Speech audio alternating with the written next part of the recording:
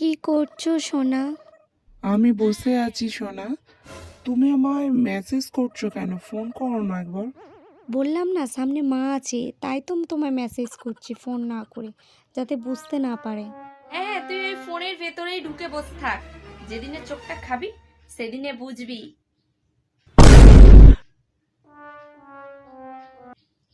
আচ্ছা আচ্ছা, তুমি মেসেজই করো। মা, তুমি এত ফালতু বকো কেন বলো তো? কালকে আমার একটা অ্যাসাইনমেন্ট আছে, তো তারই কাজ করছি। তুমি ভয়েস মেসেজ পাঠাও, ওকে? আমি কিন্তু মেসেজই করব। হ্যাঁ, দেখবো তোমার অ্যাসাইনমেন্ট কেমন হয়।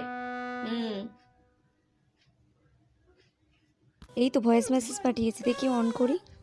সোনাটা আমার বাবুটা তুই মনে হয় ভালো শুনতে পাচ্ছিস না। এনে ধর, দেখ ভালো করে আরো শুনতে পাবি।